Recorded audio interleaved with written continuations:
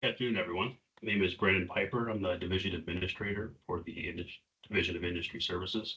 Thank you all for joining us for our fall webinar. We do our best to always try to put forth some information that I think you'll find worthwhile and things we want you to know. I hope this is no exception. You will notice this webinar is a little shorter than our previous.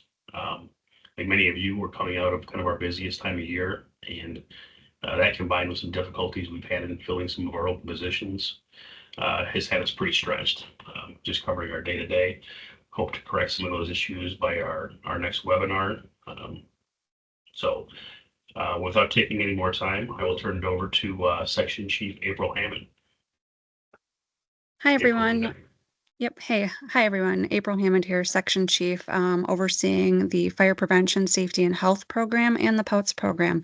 I also do not want to take up everybody's time, and Aaron Andre is going to be presenting on the Fire Prevention, Safety, and Health Program, and Travis Wagner will be presenting after Aaron on the POUTS program. Both great subject matter experts in those programs. So Aaron, it's all yours.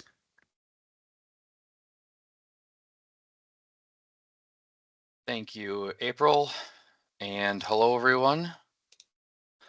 My name is Aaron Andre, and like April said, I am the District 2 Fire Prevention, Safety, and Health Coordinator with DSPS. Today, we'll be discussing updates within our Fire Prevention, Safety, and Health program that we offer. If you do have any questions, the email address below is monitored by our team, and we will help to assist you with questions you may have. So updates with our Wisconsin Image Trend Elite. So Image Trend Elite offers a conference called Connect. This conference this year has been moved up to April 30th through May 2nd, 2024, and will be held again in St. Paul at the River Center. This is a great conference to gain additional knowledge and understanding of the product and able to connect with other users across the country.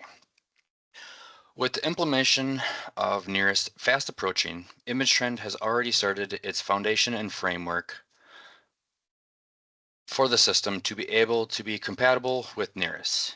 They have been having CAD and RMS vendor meetings with NERIS to make this happen.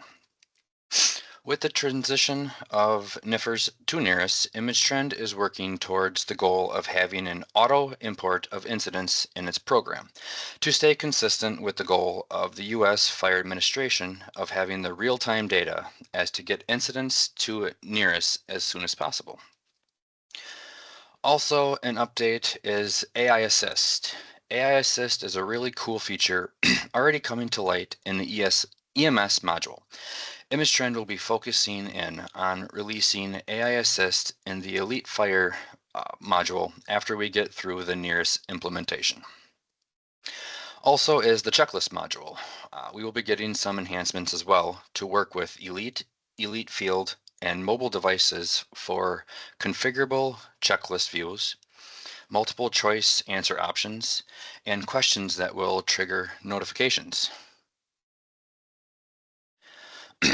Also, in-person education and training opportunities or virtual webinars are available with Image Trend Elite support staff.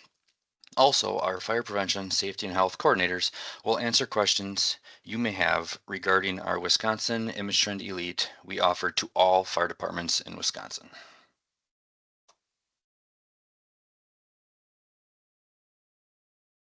Next up is our fall 2024 training presentations. Our fall fire prevention, safety, and health trainings that we offer free to all Wisconsin fire departments have started back in August and will continue until mid-November. Trainings are held a few times a month in different districts. Topics include SPS 314 and your fire inspection prevention programs, SPS 330 and your fire department training program, and updates on Craig 1300, our Wisconsin Community Risk Reduction Tool, which we'll be getting more into depth in just a minute, our Wisconsin DSPS website, and of course, an update with NERIS. Also, we have our elevators program and talking about the state fire code for elevators, what to look for and what to know. Each session, there will be an in-person option in each of the districts, or you can attend virtually as well for each of the trainings. You are not limited to attending any certain training, so you can scan the QR code in the top right corner of the screen, review the dates, and select the session that best fits your needs. Also, we will be presenting again this year at the Wisconsin State Fire Inspectors Conference in Wisconsin Dells. Our session will be on Wednesday, October 23rd, 2024.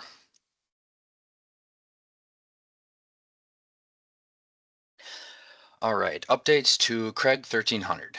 If you have not checked out and used the Wisconsin Craig 1300 Community Risk Assessment Tool and the Community Risk Reduction Dashboard, please do so now, and please let Wisconsin Craig 1300 help you, your community, your fire department identify, prioritize, and plan to reduce your high priority risks and hazards in your communities. We are also always looking for ways to improve Craig 1300, which is why we wanted to highlight a few of the current updates and improvements we have made to the Wisconsin Community Risk Reduction Dashboard. We have recently sent out a survey through GovDelivery to get feedback from all fire departments. Please take a moment and answer the very quick 4-question survey to help us better help you and your community risk reduction needs. One of our goals with Wisconsin Craig 1300 is to have the dashboard be the go-to for our Wisconsin Fire Service when it comes to CRR data, community risk assessments, CRR resources, and training. So with our goal for continuous improvement, we have added these incredible resources to Craig 1300. We added CDC Social Vulnerability Index Map and Data. This is a database that mapping and application design to identify, quantify communities experiencing social vulnerability. We have added the American Red Cross Fire Risk Map and Data that will help you identify and highlight the high-risk neighborhoods to target for your in-home fire safety education and installation of the free smoke alarms by the Red Cross and its partners. We have updated the Wisconsin Fire Loss and Fire Department Profile Data page. That will provide you a snapshot of Wisconsin fire losses reported through NIFRS. We have added the Wisconsin DNR Fire Management Dashboard and Data, which displays info for the current reported wildfires for the state. Data shown includes general causes of the current year to date for wildfires and shows current data and wildfires with acres burned by counties. We have added the National Risk Index Map and Data.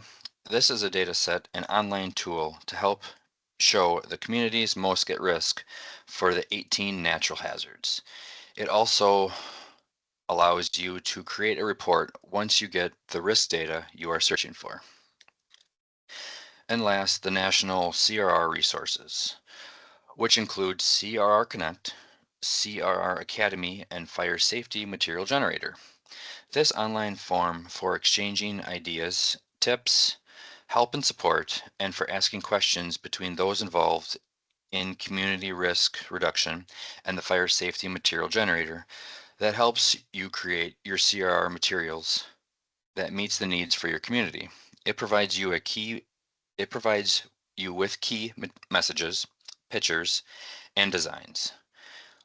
All you must do is answer a few simple questions and add your fire department logo to build amazing community risk reduction fire safety materials and handouts. And this even includes social media messages and videos.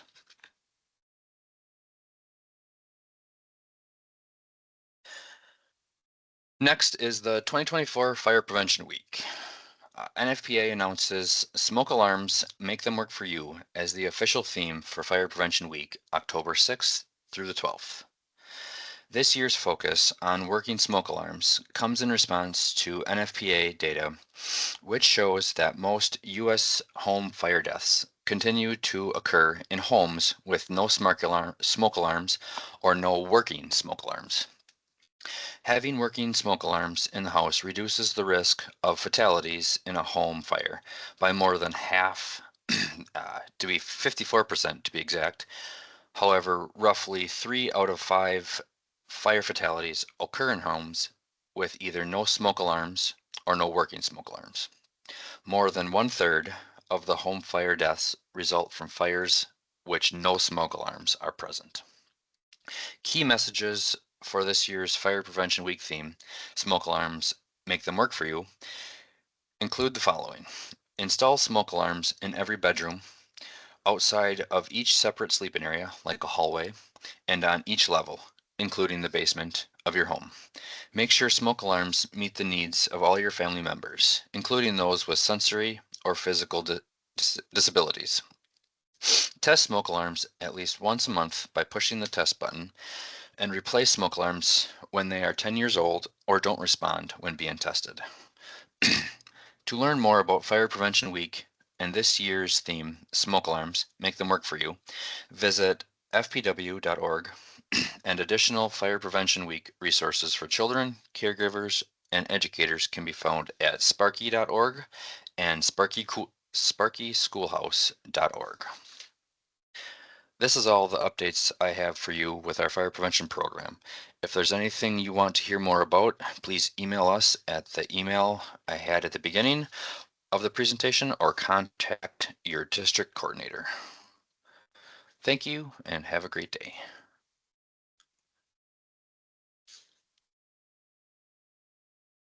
Travis, then it's all yours.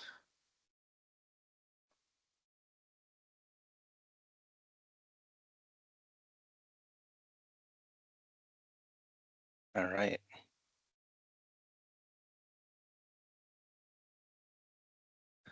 Good afternoon, Travis Wagner here, DIS field staff, private sewage plan reviewer and wastewater specialist. I'll be updating you on the POUTS program. Thanks, Aaron. Thanks, April. Any POUTS questions you have, you can submit to the DSPS POUTS tech address here that you see.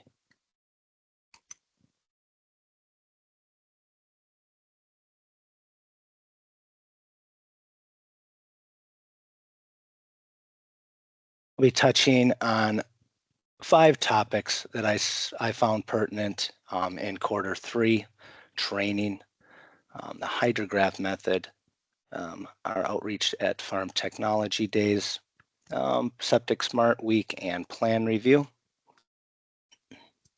First is training. This is a typical scene you would see us at.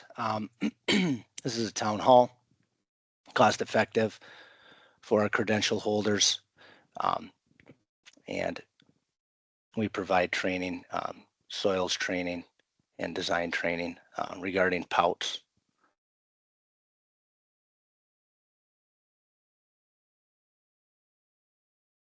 So this year, what's already happened in the third quarter and the second Tuesday of every month for that regard is our POUTS chat. We'll have one coming up October 8th and one coming up November 12th.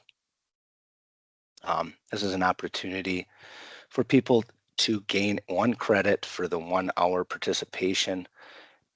What's unique about this is we're talking about topics that are current in the POUTS field. For example, the installation of septic systems happens in the summer. So in the summer, we're talking about live things that people are running into. And in the winter, we're covering things that may not pertain to the install season. So it's really beneficial for people to sign up, and I'll talk more about this in a second. But people that aren't signing up for this are kind of left behind in what's happening in the industry, I feel. So it's been a big success. Also, 2 soil tester sessions. The UW-Madison has been working with us, and they're announcing their fall 2024 Pouts soils training. One's actually going on right now in Antigo, 25th and 26th. Matt Jensen and Katie Petzel are up there training people as we speak.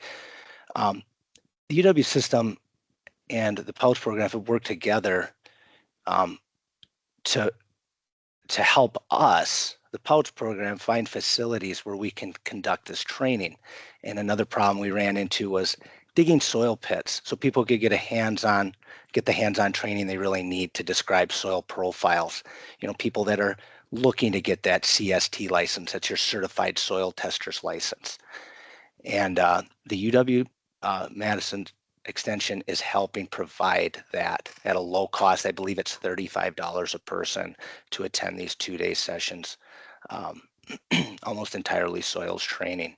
So we have another one coming up on October 1st and 2nd. And just to put a bug in everybody's ear, we're looking at doing it in the spring and fall if that works out, multiple sessions like this. Really give people more opportunities to gain experience, get credits, things like that. New hires to county administrations need this training as well. So we're seeing a lot of folks that are working for counties that need these licenses to do their job. And when you sign up for these, it's on the DSPS website under Pouts, but it's not going to be your typical book when sign up. We're going to be seeing you sign up to the address seen on the screen, go.wisconsin.edu. So that's an important thing. The Pouts chat, this graph is not updated, but it shows a growing trend. We started out maybe with 30, 40, 50 people a number of years ago, and now I think in September we had over 130. For our program to reach that many people every month is very important. So Katie is not on right now, but she does a lot of work in organizing what material is used each month with this training. The participation is growing, and we love that. Hydrograph procedure. Most of you on here don't know what that means. Some of you do know a lot about what's going on with this.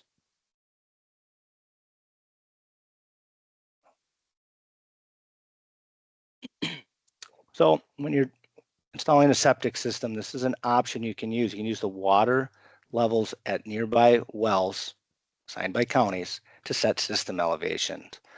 Unfortunately, what we were seeing is some areas like this picture I want to highlight. You know, this is a system that was installed, I believe, in the early 2000s, and it's been underwater for some time. There's cattails growing there. These people had been removed. So this is what was deemed as groundwater flooding. And we suspended it April 1st of 2024, and code gives us the right to suspend it specifically due to groundwater flooding. Now there's only a few counties that are affected by this: Adams, Juneau, Portage, Waushara, and Wood counties. These are all in the central sands. What we're doing now is we're working with the Wisconsin Natural History and Geological Survey to really identify these wells, you know, how they were constructed, and then look at that central sands area and define areas of confidence where, you know, where maybe should it be used, maybe where it shouldn't be used.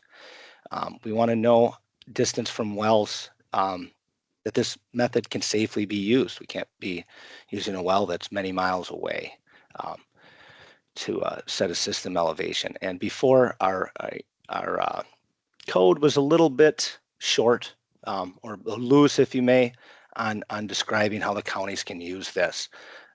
We're taking this as an opportunity to really work on identifying these problems and correcting them before we bring this back into use, and also to avoid future groundwater flooding events. Not avoid them, but try to have a plan in place that we don't see what we saw in the last 5 years. and improve the well construction, monitoring the data, develop confidence to assign water level highs, and training for new counties staff utilizing this method. There's a lot on the plate there. Hot topic right now, but we're getting somewhere on it. All right, Farm Technology Days. This is our program's big opportunity, usually in the middle of summer in August, to reach out to people. For people that don't know anything about Farm Technology Days, it has anywhere from 50 to 100,000 people attend this event. It used to be Farm Progress Days, and NRCS digs a big soil pit. I know I did an interview this year with a local radio station. I saw our pit highlighted on NPR News as well. So there's a lot of folks interested, and it gives us a chance to really speak one-on-one with folks, and show them what's in the ground. And we really answer a lot of questions. If you guys can see my cursor, maybe you can't. You can see Katie Petzl there really getting into it. But it's a great opportunity for us. This year it was in Cadott, Wisconsin, August 13th and 15th. Next year it's in Bear Creek, Wisconsin at Clinton Farms. Hope to see you there. I'm gonna jump, sorry for jumping around. One thing I want to add too is this is Natalie Newth on the left. She was our summer intern. She helped with state-owned facilities all summer long. Great benefit to our program. We offloaded her in the middle of August, and we wish her luck as she is attending her second year at the University of Madison, Wisconsin-Madison, excuse me. 2024 Septic Smart Week wrapping up. It's an EPA-sponsored event, the third week of September annually, 12th annual. Encourages local and state governments to bring attention to the importance of caring for and maintaining septic systems. Some notes I put in there. Currently, we have approximately 787,000 septic systems serving Wisconsin residents, and that equates to about 30% of Wisconsin's population. A lot of water going in and going out to the ground. We want to make sure that's safe. Okay, jumping to our next topic, plan review. So, still relatively new. Heidi's been here almost a year. Josh has been here a while, but on the far right is Tim Zaromsky. So Heidi, Josh Rowley, and Tim Zaromsky in that order. They are the two new hires, and what they've been doing is really helping us improve that review time. So people that want to get that plan review back and get that sanitary permit going. You can thank Heidi and Tim mainly for doing that. Review time. When I made this slide last week, we were 7 to 8 days out. We are closer to 10 right now, but that is not bad, folks. So they're really making a difference in the turnaround. But a bigger thing is it's allowing field staff like myself, Katie, Tim, and Matt to get out in the field and concentrate on our audits, interpretive determination reports, and difficult sites that counties bring us onto to get other opinions. And that's something that has lacked, and that's really was the point of having these two people showing us, Heidi and Tim. So they're not here, but really, they're really great employees and coworkers of mine. So, yep, there's our staff, our plan reviewers. Go to the map, and these are our districts. Nothing has changed since last time you saw us, but that's about all I got. Thank you for your time, and enjoy this beautiful fall day.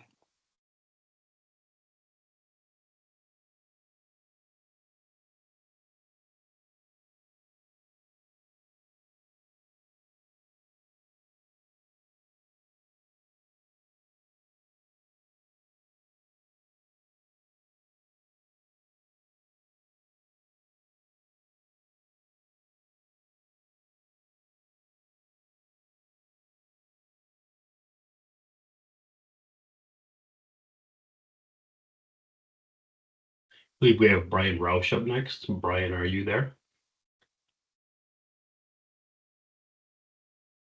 Yes, I am, Brandon. Thank you.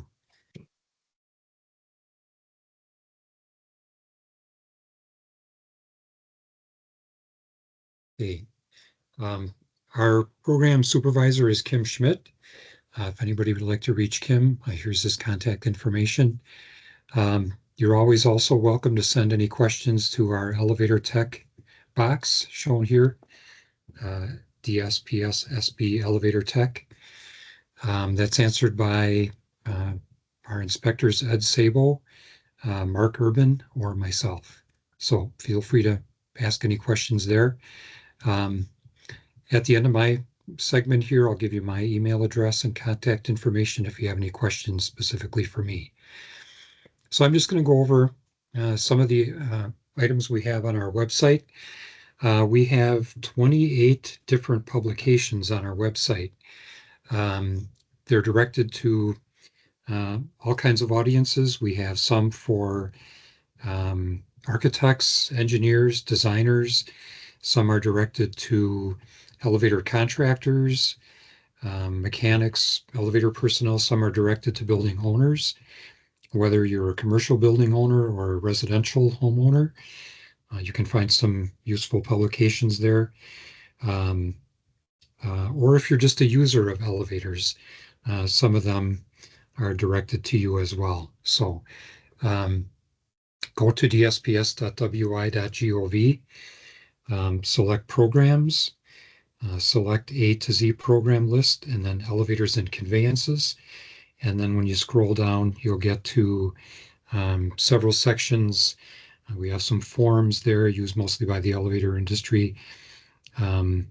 We have some frequently asked questions, and then we have this publication section. For the most part, we put information in the publication section. We found that it's an excellent way to get information out so that our answers are always consistent. The four of us, Kim, Ed, Mark, and I, go through the articles with in great detail when we write them. And they're based a lot on input from people like yourselves.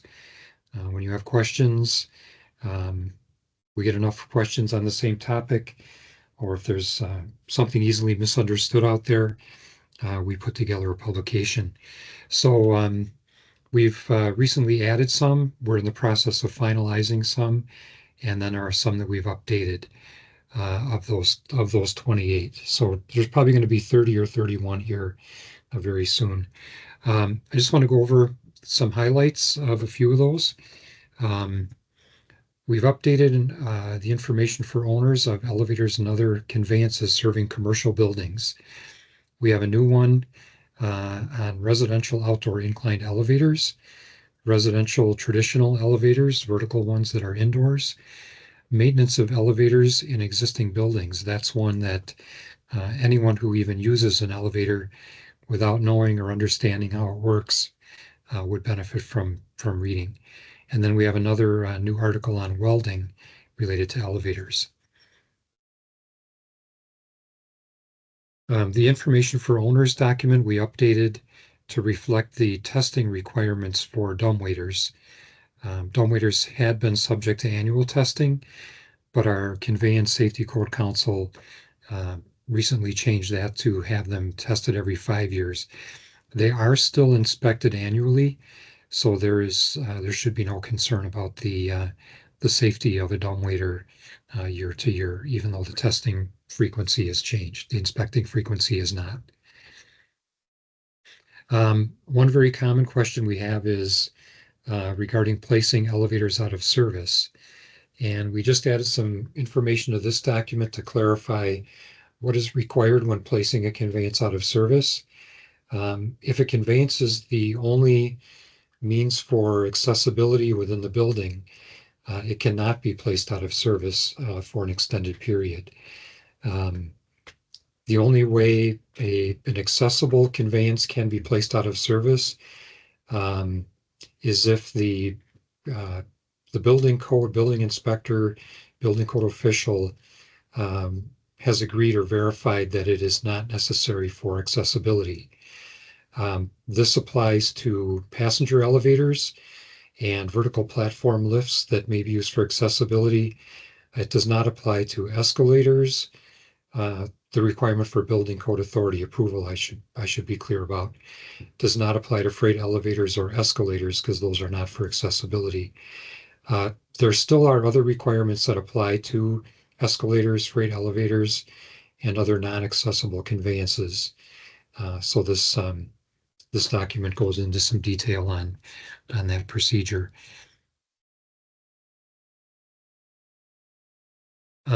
Residential outdoor inclined elevators. There are probably hundreds of these in Wisconsin, maybe thousands even. Very common at lake shores and rivers, Mississippi, St. Croix in particular. We have a lot of problems with the outdoor inclined elevator industry in that it seems that some of the installers of these are giving owners an option as to whether or not they want to be regulated, follow all the safety codes and minimum safety standards that come with regulation, or if they would like to have an installation made that's not necessarily on the books. So we ask if you are a part of a municipality, if you're a commercial building inspector or residential building inspector, any type of code official, that you kind of keep an eye out for installations of outdoor inclined elevators. If you have any questions about whether it's been permitted, you can check with us. We'd be happy to look it up in our database. A homeowner might not necessarily be forthcoming with whether or not it was permitted. So you can always check with us. Considering how secluded a lot of river and lake properties are and being private, our chances of finding these are very slim if they've been installed without review and inspection. So this article goes into the need for those reviews and inspections, some minimum safety standards, factors of safety, maintenance requirements, things like that a homeowner would benefit from knowing. Another thing that's important about those is usually our approval at DSPS is not the only approval needed. Before those can be installed, a homeowner may need to check with a homeowners association, a lake district, river district, county, municipality, and the DNR. There are a lot of requirements that come with these, or there can be, that come with these on hillsides along rivers and lakes, dealing with setbacks from the high water mark, disturbing vegetation, numbers of trees of a certain size that can be removed and things like that. So we strongly encourage homeowners to be familiar with this document if planning such an elevator. They also go into, this article also goes into permits to operate and ongoing inspections. For residential conveyances, there are no requirements for annual inspections or permits to operate. However, a homeowner, the seller, or the buyer can ask that we inspect a residential elevator at the time of sale of the property. And then this article explains that existing private residence outdoor inclined elevators and indoor elevators, for that matter, prior to January 1 of 2009 were not regulated. So those, we don't have the ability to oversee the maintenance repairs of those. If one of those would be replaced by a new elevator, then we would be required to regulate the new elevator. The residential outdoor inclined elevator industry seems to be a source of a lot of complaints to us. We've been limited in what we can do, but we do follow up on requests, complaint requests. We also recommend that people contact Department of Agriculture, Trade, and Consumer Protection if they feel they have a contract issue. So that's addressed here as well. maintenance of elevator operation in existing buildings. This is the one where we get the most calls from the general public. So this is sort of a question and answer format.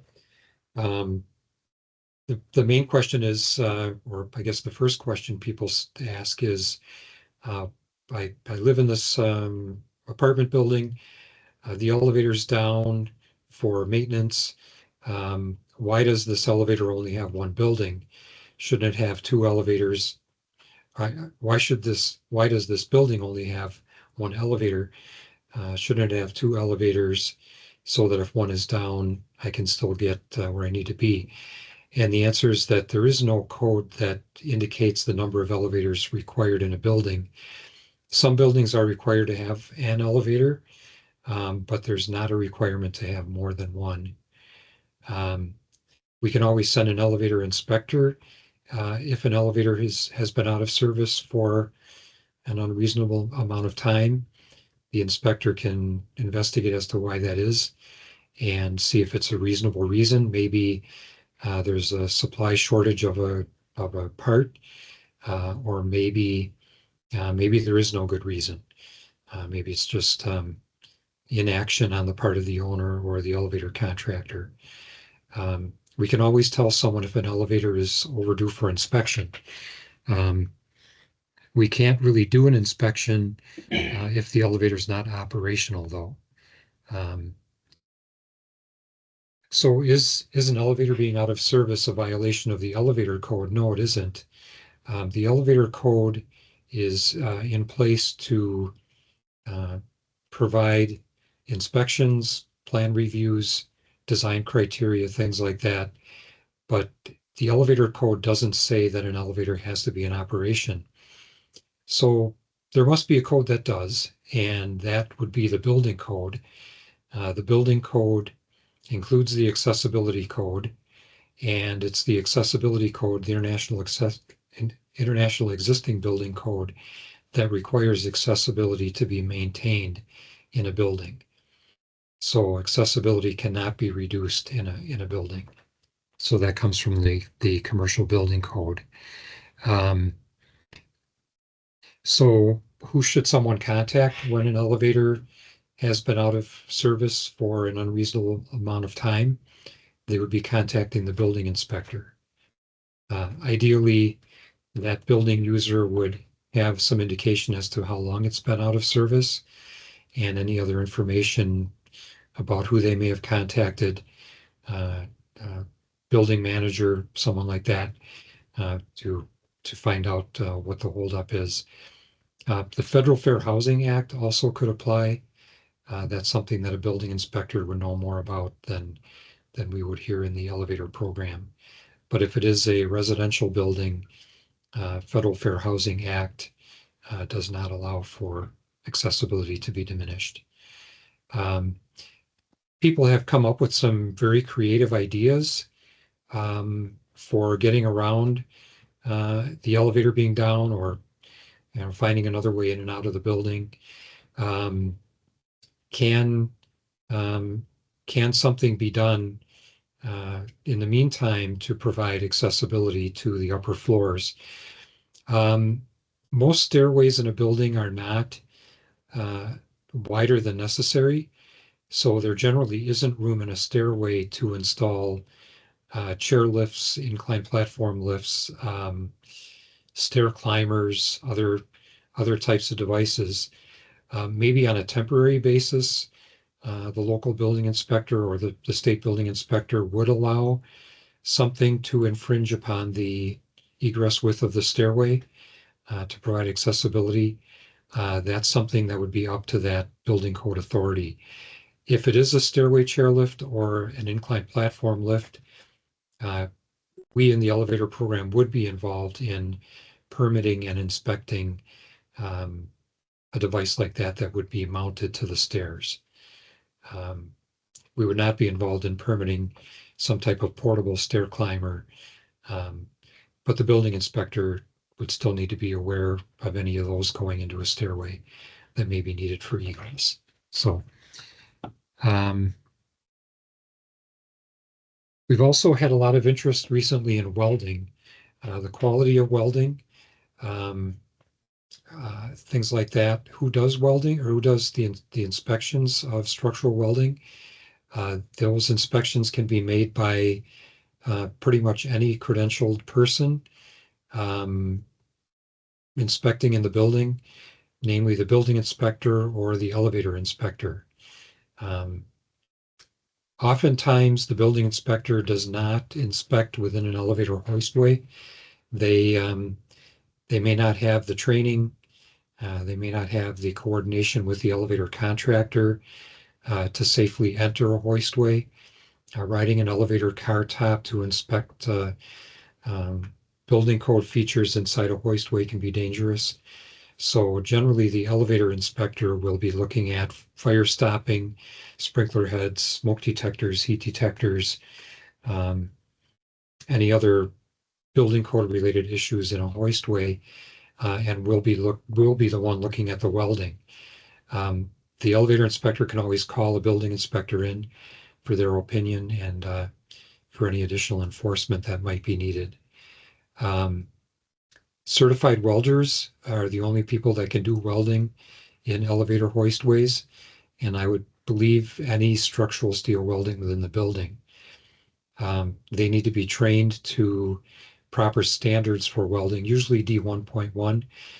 The kind of welding we see in elevators is structural steel welding under the AWS D1.1 standard. Welders are registered and they would carry a qualification card like the one shown here. A building inspector can always ask for a welding qualification card, and an elevator inspector as well. Certainly encouraged to do that. Here are some examples of some welds recently photographed on elevator inspections. You can see that in both cases, practically the entire weld is only on one of the two members being welded. There's no penetration of the second member by the weld. So these are certainly red flags to us as to the quality of the welding. As you can imagine, an elevator imparts some large forces on the building structure, and through cycles and continuous use, something like this would most likely fail. So we encourage elevator inspectors to take pictures, note the location of the welds. In number 2 here, it says, ask the installing contractor for the name and qualifications card. We've since updated that to require the installing contractor to provide those. We will require that the installing contractor have the weld repaired or replaced. We do recommend the elevator inspector ask the opinion of the building inspector if there are doubts. Building inspector would have more experience there. Document the findings on the inspection report and then let us know where this type of welding has taken place.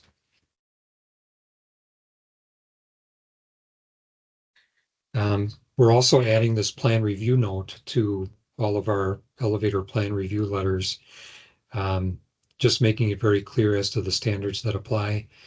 And we just want to make sure with all of our plan reviews that we do, we're really trying to make the inspection go as well as we can. Ideally, everything, whether it's building, plumbing, fire protection, sprinklers, elevators, pouts, and so on, we're always trying to make sure that the plan review eliminates any issues that would wait for the inspection or not be corrected until the inspection. So we want to make sure that any kind of welding is okay ahead of time. And then we just want to make sure everyone's aware that the elevator inspector is qualified to fail welding.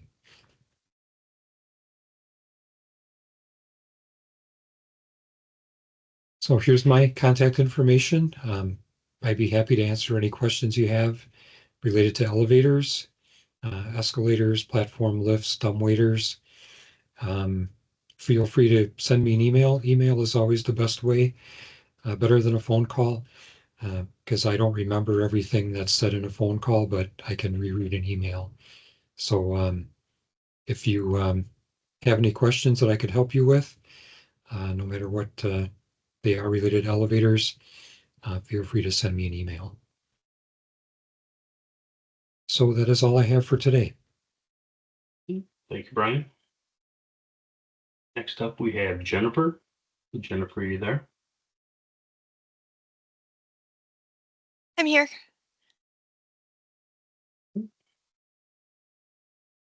I'm Jennifer Zettler. I'm a commercial building plan reviewer. I started off my employment at DSPS as a UDC consultant. So I did that from 2017 to 2020 when I started as a commercial building plan reviewer. I'll be talking about a subject that kind of bridges commercial building and UDC, which is townhouses. This can be a very gray area within our code. A townhouse, first off, is defined in Commercial Building Code in the IBC in Chapter 2 as a single-family dwelling unit, a group of 3 or more, and each would have its own foundation to the roof and open to 2 or more sides. This gets a little bit grayer with how Wisconsin amends the commercial building code to work with the Uniform Dwelling Code for 1 and 2 buildings. State statute considers a commercial building to have 3 or more tenants, or where the public enters, or a building that has employees. So the townhouse as defined by commercial building code would be a commercial building. But there are some instances where it could also be a UDC depending on how it's constructed and what the circumstances are. So I'll be going through 5 different examples of that, where it kind of addresses a different option based on specific situations. Before I start going through that, I want to give a shout out to the UDC section who helped me with this presentation. Just in looking over my notes and making sure that everything was accurate, since it has been a few years since I have been a UDC consultant. So shout out to them. The first option is looking at IBC 903, which is our sprinkler section, which is probably the biggest point of contention in townhouses, is sprinklering the townhouse. With the IBC as written, an automatic sprinkler system is required because this would be considered an R2 or multiple residential units, 3+ in this discussion. So an automatic sprinkler system in accordance with 903.3 shall be provided with the R fire area. 903.3 would allow you to do NFPA 13, which is 903.3.1.1. There's some exemptions noted. I won't get into the weeds on these things. You're also allowed to do an NFPA 13R system per 903.3.1.2 if the R occupancy is limited to 4 stories and 60 feet above grade plane. On the right-hand side, I've also provided a section of what this might look like with some bullet points to describe the different areas that we'll be discussing. There would be a single water resistant finish, a single thermal envelope, a single structural path, The fire rating would be per IBC 420 for dwelling unit separation, separations to garages. The sprinkler system would be NFPA 13 or 13R, and there's no maximum to the number of units that can be constructed in this manner. On the far right, I have the same information illustrated in kind of a color coding to identify the different aspects: the weather resistant finish, the thermal envelope, structural path, fire ratings, sprinklers, and how many units are provided.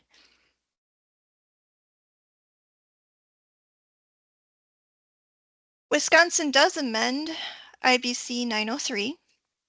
That amendment takes place in 362.0903, parent 5. These are the exceptions to 903.3. It allows an automatic sprinkler system installed in a multifamily dwelling, which is what we're discussing here, to conform with parent 10, which in this case, reading through 903, parent 10 is describing an NFPA 13D system. So it allows that 13D system to be provided if everything in the following list is met. And the list states that the multifamily dwelling structure does not contain more than 20 dwelling units. There's a reference to state statutes that you might want to look into, definitions of multifamily dwelling, and things that might be helpful there. The second item is that the multifamily dwelling may not be more than 2 stories above grade plane in height. And the third is that the multifamily dwelling is not served by either a community water system or municipal water system. And there's a definition to those under the DNR's Wisconsin Administrative Code, so you can look that up for that reference. Again, to the right, a section to show, very similar to the last, a single water resistant finish, single thermal envelope, single structural path, rating per IBC 420. Differences are the sprinkler system is NFPA 13D. There may not be any municipal water, maximum of 20 units, and as we see in my illustration, maximum of 2 stories above grade plane. Far right, the illustration looks very similar with those items, except for the maximum of 20 units and the type of sprinkler system utilized.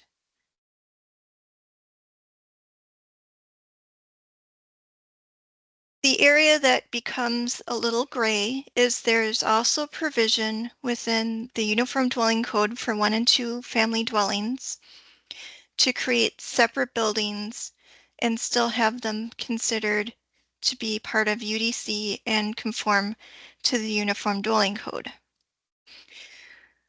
These are very important to have each and every item met. Otherwise, it would be considered a commercial building and have to meet all the requirements of the Commercial Building Code.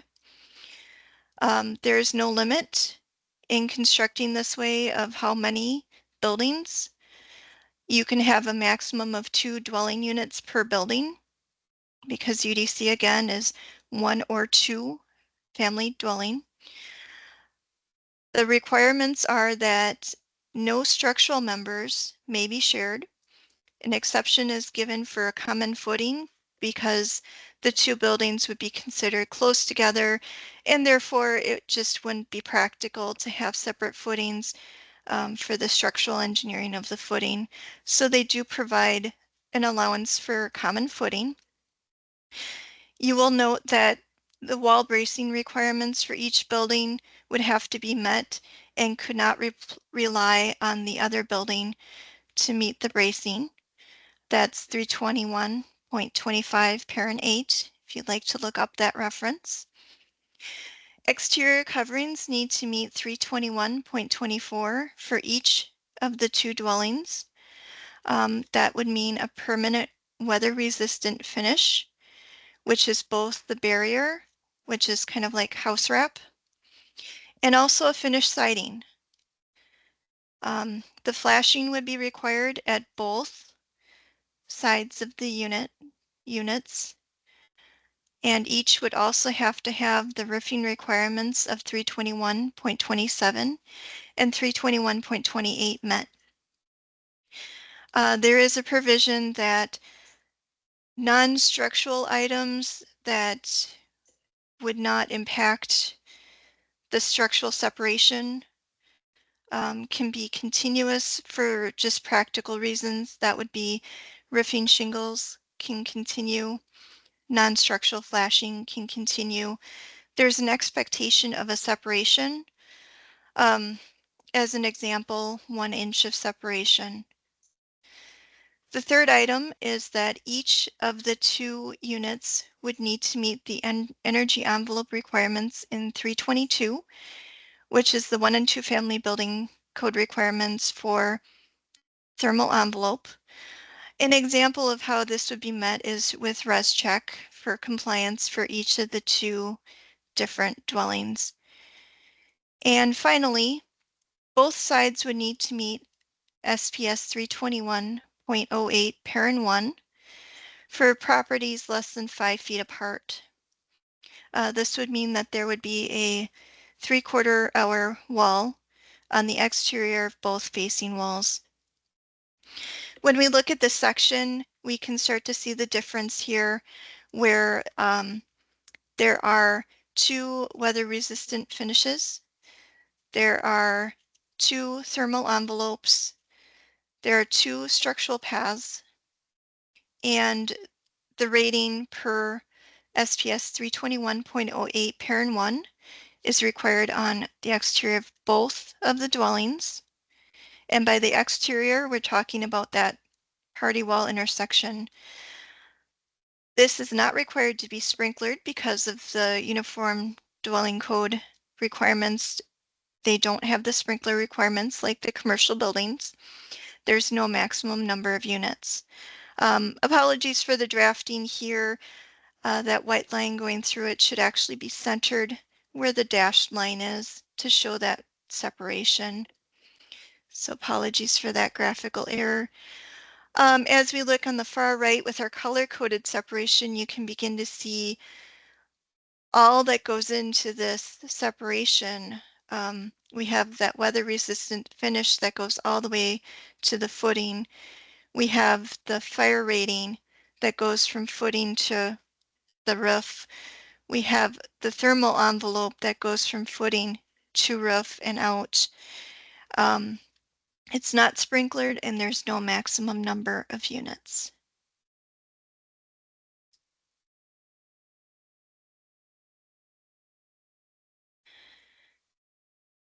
Within UDC, there are 2 different separations that are discussed that are similar to what we were just looking at, but different. I thought I'd bring them up because of the confusion that can be made with what the UDC is illustrating for both a 0 lot line or a same property line duplex unit. So starting with the 0 lot line, it's assumed that the lot line is at this party wall. And the party wall is separating 2 dwelling units. This is only permitted for the 2 dwelling units. You cannot have any more than 2. You would follow SPS 321.08 parent 2, parent D, which requires gypsum board separation foundation to the roof. Requirements are stated in the UDC. Single or double wall is permitted. Single structure for bracing requirements. The roofing requirements, again, 321.27 and 28. And as we look to the right, single weather resistant finish, single thermal envelope, single structural path, although you may have 2 walls if you choose. Rating per UDC, not sprinklered, but a maximum of 2 units. And so on the far right, you can see that this looks a little bit similar to what we started with for commercial building, with the exception of the maximum number of units and the fact that it's not sprinklered. Finally, a single lot UDC duplex, so one property, one ownership. This is what that would look like. You would have the gypsum board separation per 321.08, and that's described there. Draft stopping would separate the units, which is a requirement of 321.08, parent 2, parent F. Fire blocking as well. It's a single structure for bracing. Roofing requirements, again, 321.27 and 0.28. So we're looking at one weather resistant finish, one thermal envelope, one structure, no fire rating, no sprinklers, maximum of 2 units. And on the far right is what it would look like with the color coding that I've been providing. And that is all I have. If you have questions, commercial building has a tech box, DSPS SB building tech. I've also discussed UDC, which would be DSPS SB UDC tech, and the sprinkler folks at DSPS SB Fire Pro Tech. Thank you. Thank you, Jennifer. And thank all of you for joining us for our fall webinar. We hope you find it beneficial. Also, please be on the lookout for our quarterly newsletter. That should be coming out this Friday, and please take a look at some of our open positions. We'd love to have you join the team. Thank you again, and be safe out there.